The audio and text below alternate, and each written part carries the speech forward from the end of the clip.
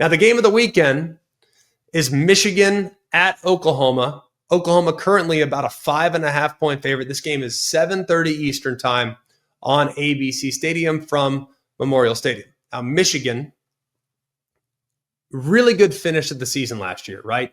Finished strong, beat Ohio State, beat Alabama. This is the first test of Sharon Moore's second season as the head coach, and an opportunity to kind of show that this is the type of recipe that could go on the road into a hostile environment and have no challenges whatsoever. Ironically, this is where Coach Moore played. He's an Oklahoma alumnus, played along the offensive line for legendary head coach Bob Stoops. Michigan, for Brent Venables, this is probably the biggest game of his tenure. Now, they made tremendous progress this offseason. They created a lot of momentum this offseason by going out and hiring a new offensive coordinator in Ben Arbuckle. We know they're super dynamic. We know they have a great passing attack. In their debut, they shattered a bunch of records. There's a lot to be excited about. But if they don't play well offensively, that would be a huge step back as far as the narrative is concerned for Brent Venables and this new look offense for the Sooners. The quarterback matchup's a fantastic one. Michigan's Bryce Underwood. This will be his first true road test. And as we learned last week with Arch Manning and several others making their first start on the road, going on the road as a young player is very difficult. But if you look at what he did in the debut, it was awesome, man.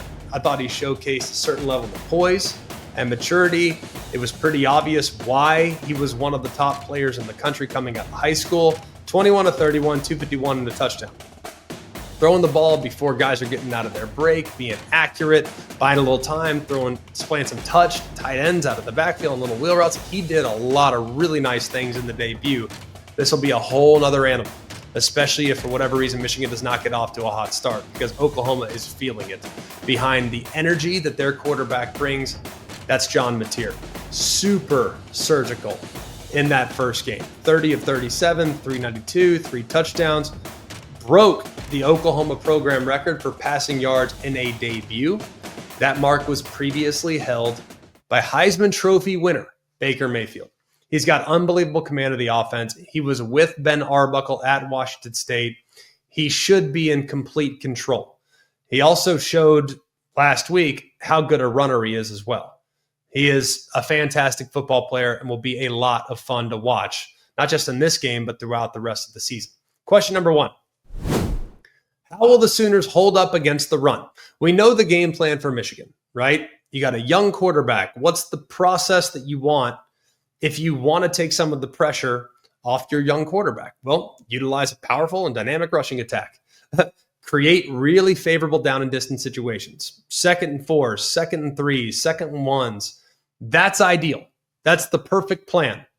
And I think if you look at their week 1 game, one of the highlights was Alabama transfer running back Justice Haynes. From the opening drive, you can see he's going to be a featured player. 56-yard touchdown run that immediately kind of established his place as the guy in the backfield for the Michigan Wolverines. Finished with 16 for 159 and 3 touchdowns. Now, Brent Venables, he's a master at designing and implementing run-stopping schemes. That includes getting safeties in the box, utilizing kind of a high-risk, high-reward approach. Will they move, but they'll move in unison. The primary objective has to be completely sell out against Justice Haynes and company, limit the ground game, and get Michigan off schedule.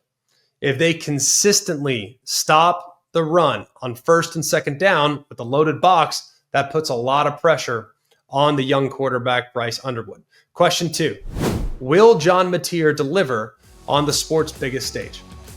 Now, I happen to think he will. I've seen enough from John Mateer at Washington State to know that I think his game translates.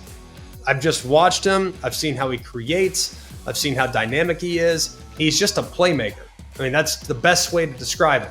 He'll run around, he'll create, he'll threaten the line of scrimmage. You'll think he's running, and then last second, he'll throw it underhand or sidearm right around the defender into the perfectly awaiting arms of one of his weapons on the outside.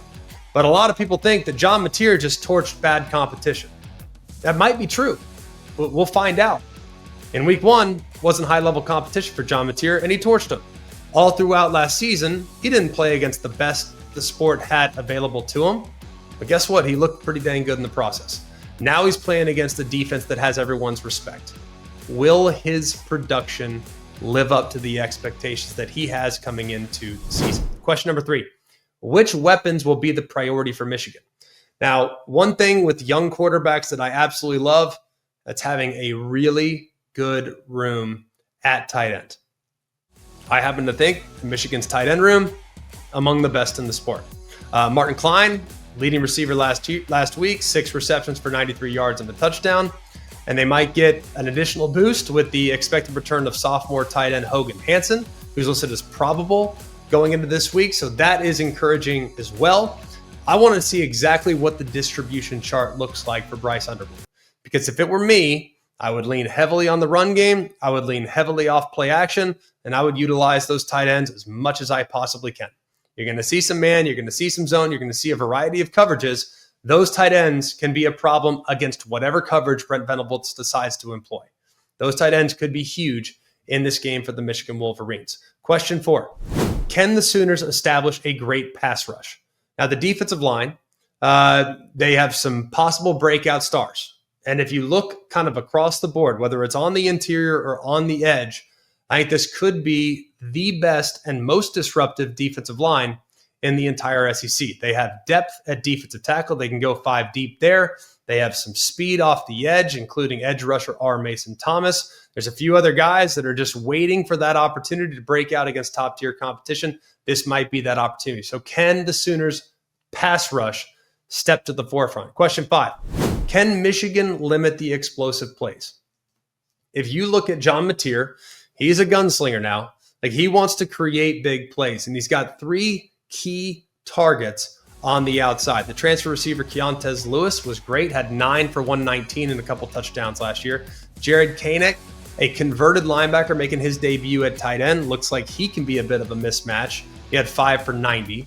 And then we've all heard for a while now about Deion Burks, who is going to be reliable as kind of a chain mover, can play out of the slot, but does possess game-breaking speed if he gets behind the defense. He had 7 for 188 in the score last week. They're going against a Michigan secondary that could be without their best player, Rod Moore.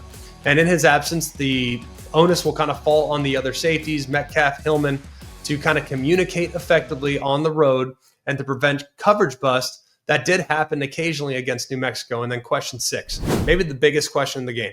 How will the Sooners' offensive line hold up? This might be the biggest question mark hanging over the Oklahoma offense this year, is that performance of the offensive line. It was a big liability last year. They gave up nearly 4 sacks a game. There's a lot of optimism in the offseason about a possible breakthrough by that position group. They got a bunch of key transfers. But if you look at game number 1, they weren't consistent running the football. They weren't consistent in pass pro. That group now takes a massive step up in the level of competition they're going to see this week, because you know Wink Martindale, this defensive coordinator, very aggressive. They're going to create pressure. They're going to force turnovers. They're going to blitz you. We know the identity of this defense lies, and has for a long time, on their front 4. They have elite edge rushers in Moore and Guy. It's a tandem that can make a claim for sure as one of the best edge rushing duos in the country, but do not overlook those guys on the interior as well. Rayshawn Benny and Damon Payne, the transfer from Alabama, they're going to be controlling the line of scrimmage. And if they can stop the run and apply pressure on the pass, that will be very, very difficult. One other note too, starting linebacker Jayshon Barnum for Michigan, he's excellent there at the second level. He suspended the first half due to that targeting penalty occurred last week. So got to be careful in the first half, knowing his absence. And I would think Oklahoma will step on the gas in this first half to try to challenge those linebackers to communicate as fast as humanly possible. Now, Michigan might have deeper and more talented roster on paper. I think there are some situational factors at play, though. True freshman, first start on the road, absence of a couple key pieces on the defensive side, a really potent offense, and a game that Brent Venables absolutely has to have. I'll take Michigan. I'll take Oklahoma. I think Oklahoma will take care of business. I think they have an emphatic victory. I think they win the game. I think they cover the spread. And I think they get it done for Brent Venables in a game that he absolutely has to have.